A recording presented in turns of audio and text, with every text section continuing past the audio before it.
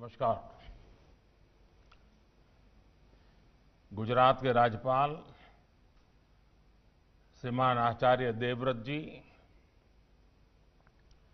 लोकसभा अध्यक्ष श्रीमान ओम बिरला जी, संसदीय कार्य मंत्री श्री प्रहलाद जोशी जी, राज्यसभा के उपसभापति श्री हरिवंश जी, संसदीय कार्य राज्य मंत्री श्री अर्जुन मेघवाल जी, गुजरात विधानसभा के स्पीकर श्री राजेंद्र त्रिवेदी जी, देश के विभिन्न विधायिकाओं से पीठाधीश सभी पीठासीन अधिकारीगण, अन्य सभी महानुभाव, देवी और सज्जनों, आज मां नर्मदा के किनारे सरदार पटेल जी के सानिध्य में दो बहुत ही महत्वपूर्ण अवसरों का संगम हो रहा है। Greetings to all my fellow Indians on Constitution Day. We pay tributes to all those great women and men who were involved in the making of our constitution. आज संविधान दिवस भी है और संविधान की रक्षा करने में अहम भूमिका निभाने वाले आप पीठासीन अधिकारियों का सम्मेलन भी है। ये वर्ष पीठासीन अधिकारियों के सम्मेलन का शताब्दी वर्ष भी है। इस महत्वपूर्ण उपलब्धि के लिए आप सभी को बहुत बहुत बधाई। साथियों, आज डॉक्टर राजेंद्र प्रसाद और बाबा साहब आंबेडकर से लेकर के संविधान सभा के उन सभी व्यक्तित्वों, उनको सबको नमन करने का भी दिन है, जिनके अथक प्रयासों से हम सब देशवासियों को संविधान मिला है। आज का दिन पूज्य बापू की प्रेरणा को, सरदार वल्लभ भाई पटेल की प्रतिबद्धता को प्रणाम करने का दिन है। ऐसे ही अनेक दूरदर्शी प्रतिनिधियों ने स्वतंत्र भारत के नवनिर्माण का मार्ग तय किया था। देश उन प्रयासों को याद रखे, इसी उद्देश्य से 5 साल पहले 26 नवंबर को संविधान दिवस के रूप में मनाने का फैसला किया गया था। मैं पूरे देश को हमारे लोकतंत्र के इस अहम पर्व के लिए बधाई देता हूं। साथियों, आज की तारीख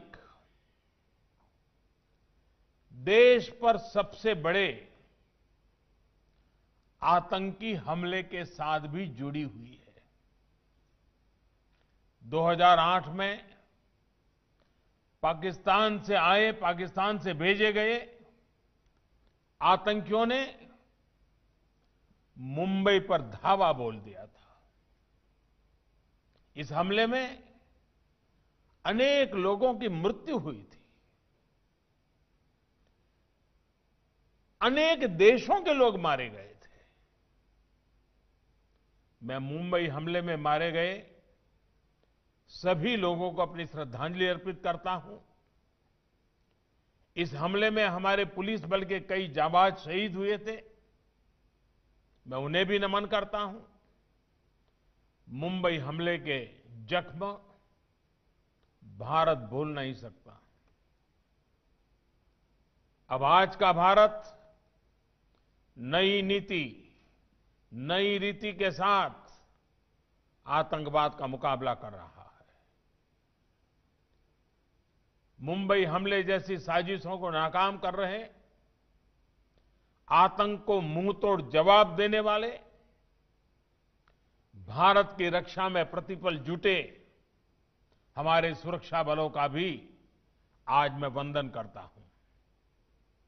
साथियों, As a presiding officers, you have a key role in our democracy.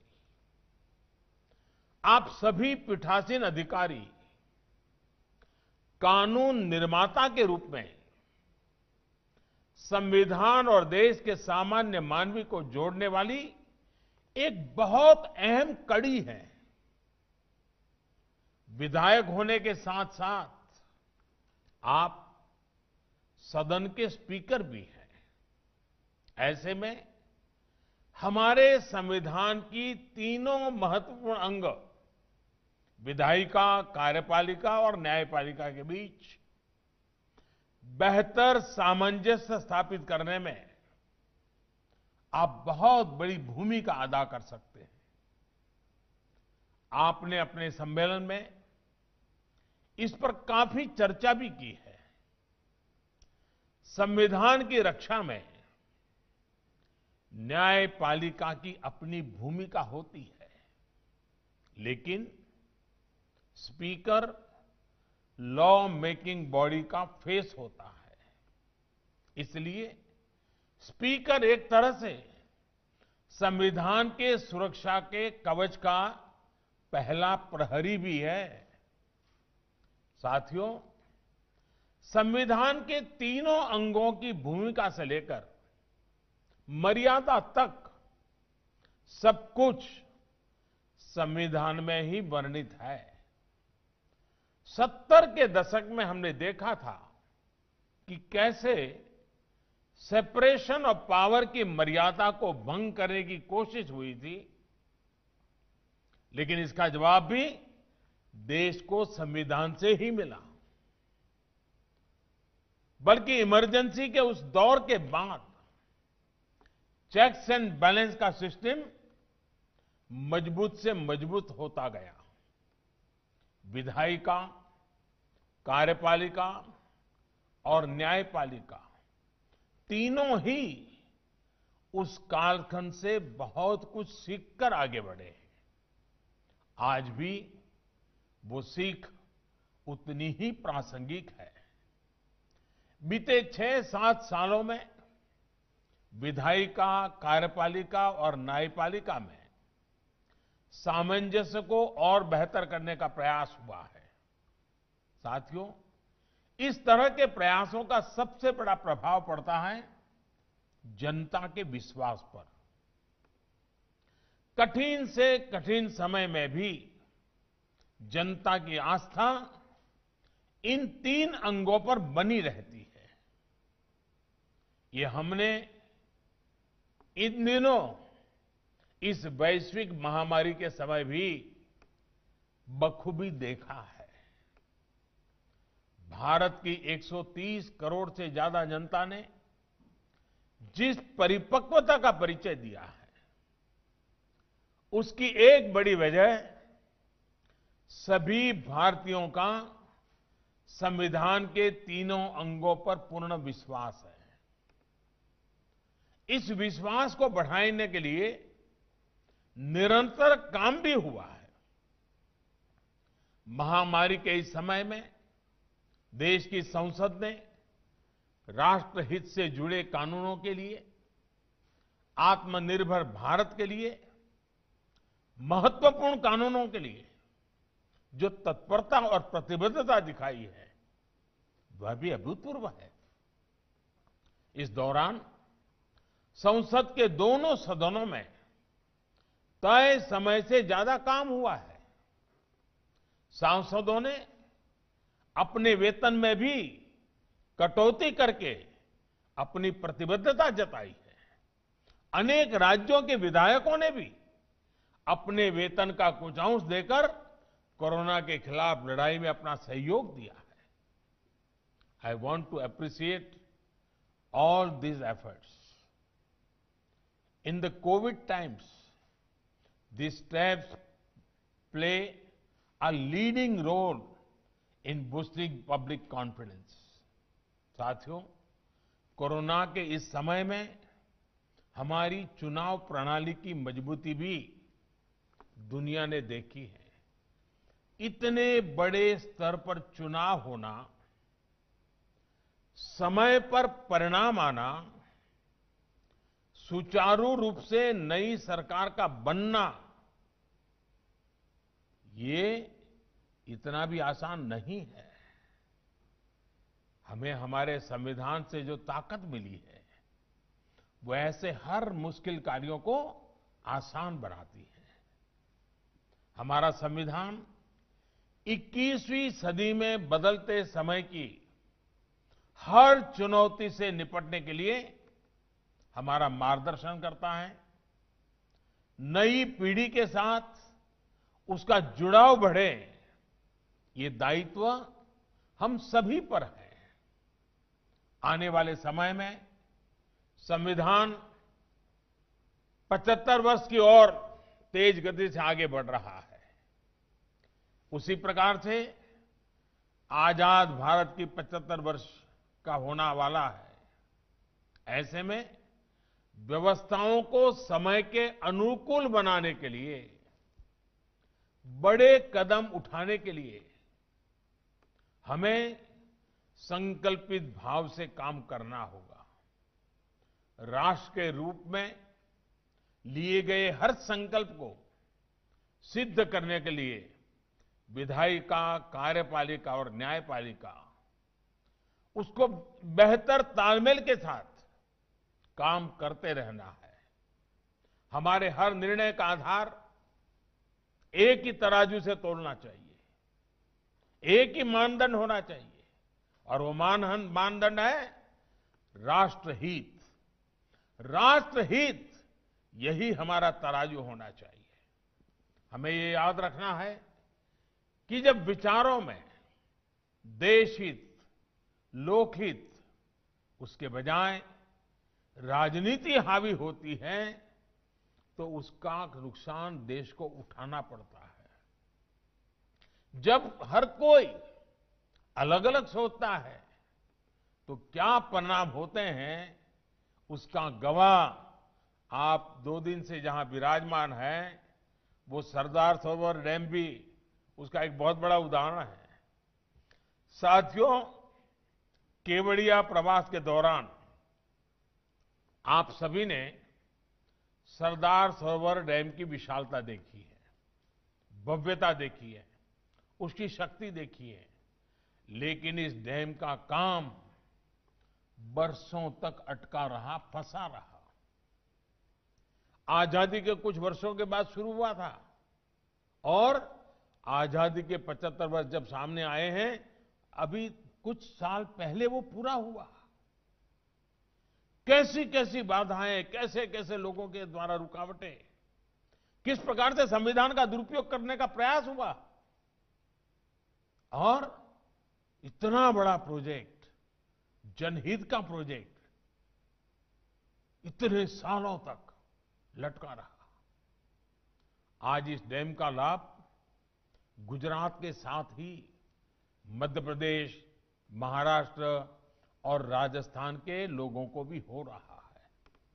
इस बांध से गुजरात की 10 लाख हेक्टेयर जमीन को, राजस्थान की 2.5 लाख हेक्टेयर जमीन को सिंचाई की सुविधा सुनिश्चित हुई है। गुजरात के 9,000 से ज्यादा गांव, राजस्थान और गुजरात के अनेकों छोटे बड़े शहरों को घरेलू पानी की सप्लाई इसी सरदार सरोवर बांध की वजह से हो पा रही है।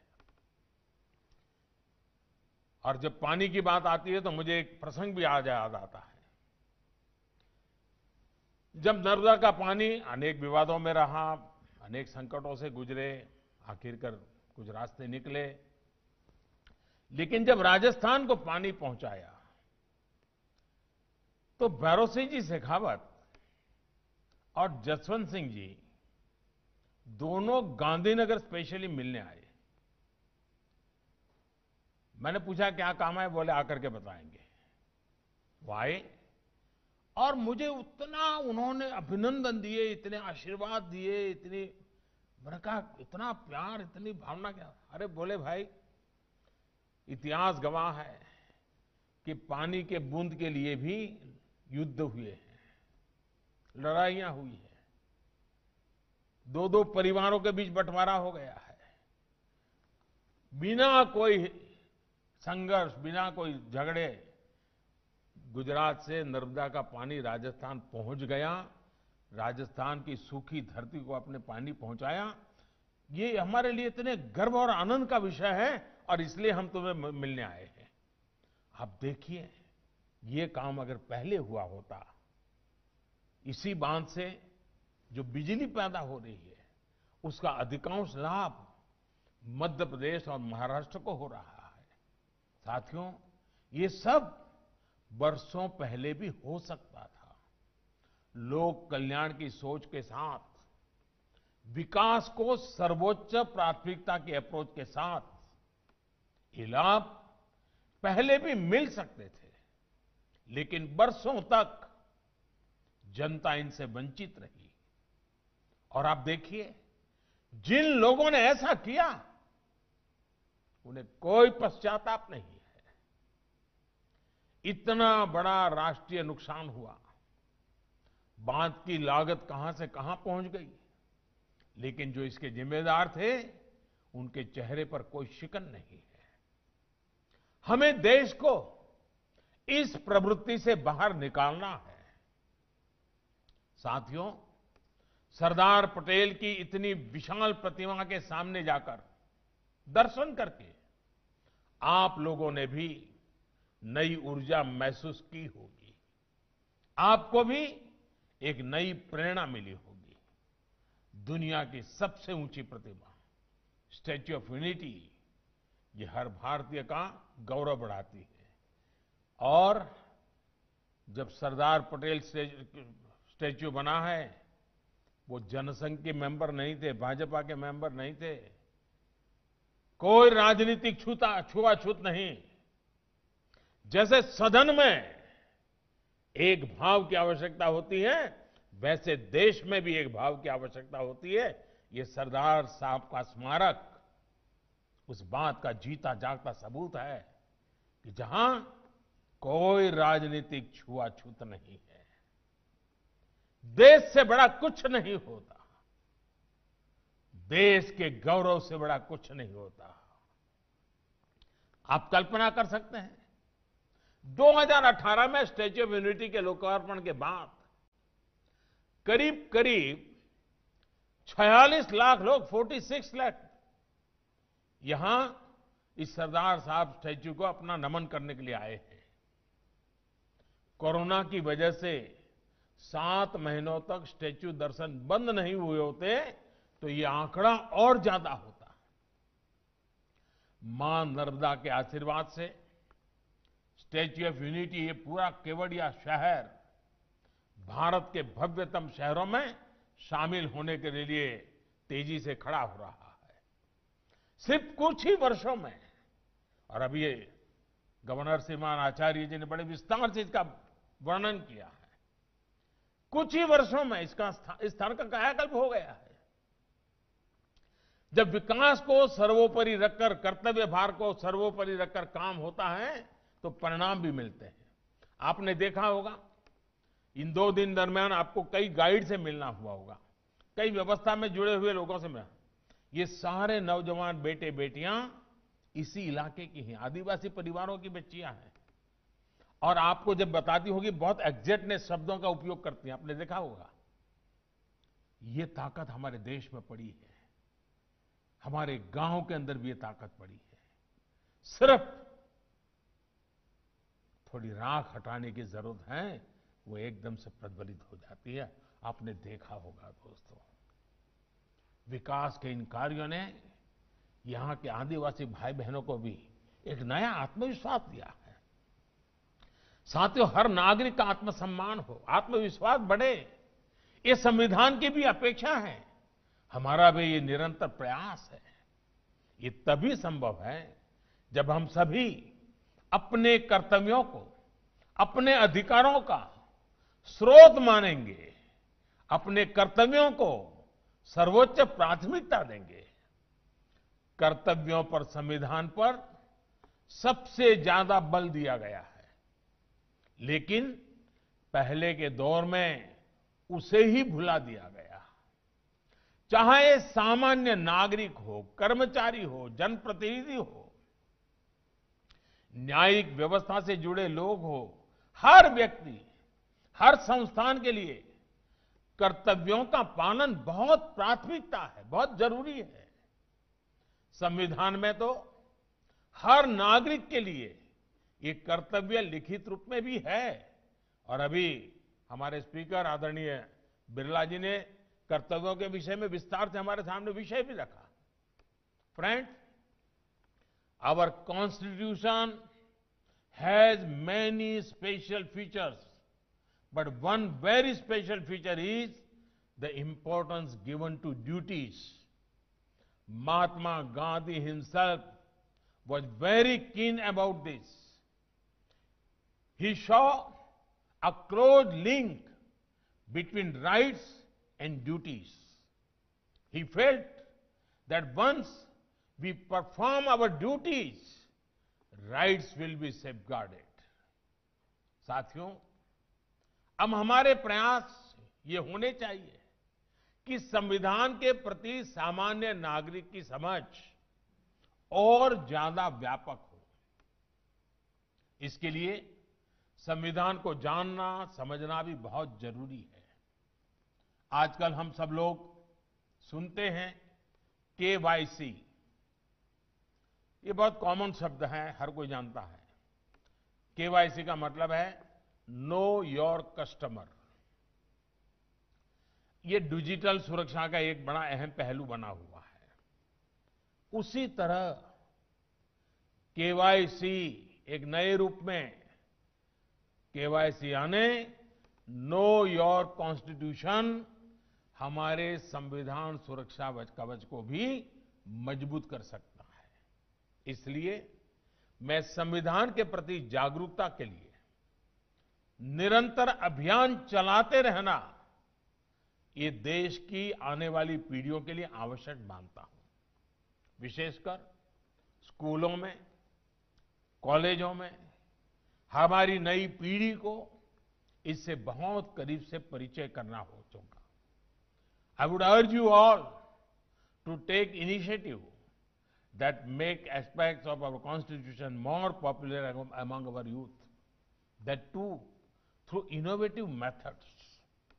साथियों, हमारे यहां बड़ी समस्या ये भी रही है कि संवैधानिक और कानूनी भाषा उस व्यक्ति को समझने में मुश्किल होती है जिसके लिए जो कानून बना है। मुश्किल शब्द, लंबी लंबी लाइनें, बड़े बड़े पैराग्राफ, क्लोज सब क्लोज, यानी जाने अनजाने एक मुश्किल जाल बन जाता है।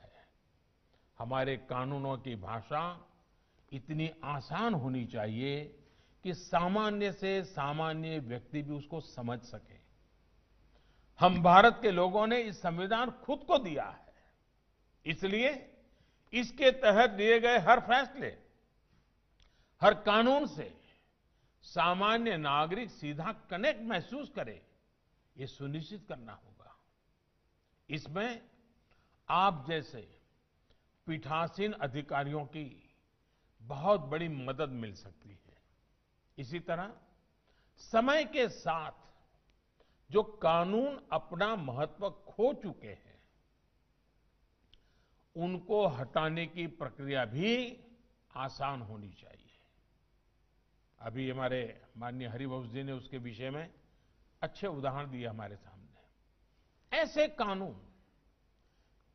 जीवन आसान बनाने के बजाय बाधाएं ज्यादा बनाते हैं। बीते सालों में ऐसे सैकड़ों कानून हटाए जा चुके हैं, लेकिन क्या हम ऐसी व्यवस्था नहीं बना सकते जिससे पुराने कानूनों में संविधान की तरह ही पुराने कानूनों को रिपील करने की प्रक्रिया स्वतः चलती रहे? अभी कुछ कानूनों में सनसेट क्लॉज की व्यवस्था शुरू की गई है। अब एप्रोप्रिएशन एक्ट और कुछ और दूसरे कानूनों में भी इसका दायरा बढ़ाने पर विचार चल रहा है। मेरा सुझाव है कि राज्य की विधानसभाओं में भी इस प्रकार की व्यवस्था सोची जा सकती है, ताकि पुराने अनुपयोगी कानूनों को स्टैट्यूट बुक से हटाने के लिए प्रोसीजर रिक्वायरमेंट्स में बचा जा सके। इस प्रकार की व्यवस्था से कानूनी कंफ्यूजन बहुत कम होगा और सामान्य नागरिकों को भी आसानी होगी।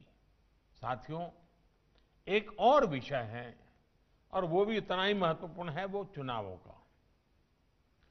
वन नेशन वन इलेक्शन सिर्फ एक चर्चा का विषय नहीं है, बल्कि ये भारत की जरूरत है। हर कुछ महीने में भारत में कहीं न कहीं बड़े चुनाव हो रहे होते हैं। इससे विकास के कार्यों पर जो प्रभाव पड़ता है उसे आप सब भली भांति जानते हैं। ऐसे में वन नेशन वन इलेक्शन पर गहन अध्ययन और मंथन आवश्यक है और इसमें पीठासीन अधिकारी काफी मार्गदर्शन कर सकते हैं, गाइड कर सकते हैं, लीड कर सकते हैं। इसके साथ ही लोकसभा हो, विधानसभा हो या पंचायत चुनाव हो, इनके लिए एक ही वोटर लिस्ट काम में आए, इसके लिए हमें सबसे पहले रास्ता बनाना होगा। आज हर एक के लिए अलग अलग वोटर लिस्ट है, हम क्यों खर्चा कर रहे हैं, समय क्यों बर्बाद कर रहे हैं। अब हर एक के लिए 18 साल से ऊपर तय है। पहले तो उम्र में फर्क था, इसलिए थोड़ा वो रहा, अब कोई जरूरत नहीं है। साथियों, डिजिटाइजेशन को लेकर संसद में और कुछ विधानसभाओं में कुछ कोशिशें हुई हैं, लेकिन अब पूर्ण डिजिटलीकरण करने का समय आ चुका है। अगर आप प्रिसाइडिंग ऑफिसर्स इसमें जुड़े इनिशिएटिव लेंगे तो मुझे विश्वास है कि हमारे विधायक गण, सांसद गण भी तेजी से ये टेक्नोलॉजी को एडॉप्ट कर लेंगे। क्या आजादी के 75 वर्ष को देखते हुए आप इससे जुड़े लक्ष्य तय कर सकते हैं? कोई टारगेट तय करके यहां से जा सकते हैं? साथियों, आज देश के सभी विधायी सदनों को डेटा शेयर करने की दिशा में आगे बढ़ना जरूरी है, ताकि देश में एक सेंट्रल डेटाबेस हो। सभी सदनों के कामकाज का एक रियल टाइम ब्यौरा आम नागरिक को भी उपलब्ध हो और देश के सभी सदनों को भी ये उपलब्ध हो। इसके लिए नेशनल ई विधान एप्लीकेशन के रूप में एक आधुनिक डिजिटल प्लेटफॉर्म पहले से ही विकसित किया जा चुका है। मेरा आप सभी से आग्रह रहेगा कि इस प्रोजेक्ट को जल्द से जल्द एडॉप्ट करें। अब हमें अपनी कार्यप्रणाली में ज्यादा से ज्यादा टेक्नोलॉजी के इस्तेमाल, पेपरलेस तौर तरीकों पर बल देना चाहिए। साथियों, देश को संविधान सौंपते समय संविधान सभा इस बात को लेकर एकमत थी कि आने वाले भारत में बहुत सी बातें परंपराओं से भी स्थापित होगी। संविधान सभा चाहती थी कि आने वाली पीढ़ियां ये सामर्थ्य दिखाएं और नई परंपराओं को अपने साथ जोड़ते चलें। हमें अपने संविधान के शिल्पियों की इस भावना का भी ध्यान रखना है। पीठासीन अधिकारी होने के नाते आप सभी क्या नया कर सकते हैं, कौन सी नई भी चीज जोड़ सकते हैं, इस दिशा में भी कुछ न कुछ कंट्रीब्यूट करेंगे तो देश के लोकतंत्र को एक नई ताकत मिलेगी। विधानसभा की चर्चाओं के दौरान जन भागीदारी कैसे बढ़े, आज की युवा पीढ़ी कैसे जुड़े, इस बारे में भी सोचा जा सकता है। अभी दर्शक दीर्घाओं में लोग आते हैं, चर्चा भी देखते हैं, लेकिन इस प्रक्रिया को बहुत नियोजित तरीके से भी किया जा सकता है। जिस विषय पे चर्चा हो उस विषय के अगर संबंधित लोग वहां रहे उस दिन तो ज्यादा लाभ होगा। जैसे मानो शिक्षा से जुड़ा कोई विषय हो तो विद्यार्थियों को, शिक्षकों को, यूनिवर्सिटी के लोगों को बुलाया जा सकता है। सामाजिक सरोकार से जुड़ा कोई अन्य विषय हो तो उससे संबंधित समूह को बुलाया जा सकता है। महिलाओं के संबंधित कोई विषय की चर्चा हो तो उनको बुलाया जा सकता है। इसी तरह कॉलेजों में भी मॉक पार्लियामेंट को बढ़ावा देकर हम बहुत बड़ी मात्रा में इसको प्रचारित कर सकते हैं और हम स्वयं भी उससे जुड़ सकते हैं। कल्पना करिए, यूनिवर्सिटी के छात्रों की संसद हो और आप खुद उसे संचालित करें। इससे विद्यार्थियों को कितनी प्रेरणा मिलेगी, कितना कुछ नया सीखने को मिलेगा। ये मेरे सुझाव भर हैं। आपके पास वरिष्ठता भी है, आपके पास अनुभव भी है। मुझे विश्वास है कि ऐसे अनेक प्रयासों से हमारी विधायी व्यवस्थाओं पर जनता का विश्वास और मजबूत होगा। एक बार फिर इस कार्यक्रम में मुझे निमंत्रित करने के लिए मैं स्पीकर महोदय का बहुत आभार व्यक्त करता हूं। मैंने ऐसे ही सुझाव दिया था, लेकिन स्पीकर साहब ने केवड़िया में इस कार्यक्रम की रचना की। गुजरात के लोगों की मेहमान नवाजी तो बहुत अच्छी होती ही होती है। वैसे हमारे देश के हर कोने में स्वभाव है, तो उसमें तो कोई कमी नहीं आई होगी, ऐसा मुझे पूरा विश्वास है। लेकिन इसको देखने के बाद हो सकता है आपके मन में कई अच्छे नए विचार आए हों। अगर वहां वो विचार अगर पहुंचा देंगे तो जरूर उसका लाभ होगा इसके विकास में, क्योंकि एक पूरे राष्ट्र के लिए एक गौरवपूर्ण जगह बनी है। उसमें हम सबका योगदान हो, क्योंकि इसके मूल में आपको याद होगा, हिंदुस्तान के हर गांव से किसानों ने खेत में जो औजार उपयोग किया था, वैसा पुराना औजार इकट्ठा किया था हिंदुस्तान के 6 लाख गांवों से, और उसको यहां पर मेल्ट करके इस स्टैच्यू बनाने में किसानों के खेत में उपयोग किए गए औजार का में से लोहा निकालकर इस स्टैच्यू में उपयोग किया गया है। यानी इसके साथ एक प्रकार से हिंदुस्तान का हर गांव, हर किसान जुड़ा हुआ है। साथियों, नर्मदा जी और सरदार साहब के सानिध्य में ये प्रवास आपको प्रेरित करता रहे, इसी कामना के साथ आप सबको मेरी तरफ से बहुत बहुत आभार, बहुत बहुत धन्यवाद, बहुत शुभकामनाएं। माननीय प्रधानमंत्री नरेंद्र मोदी जी का संबोधन के लिए हार्दिक धन्यवाद और आभार।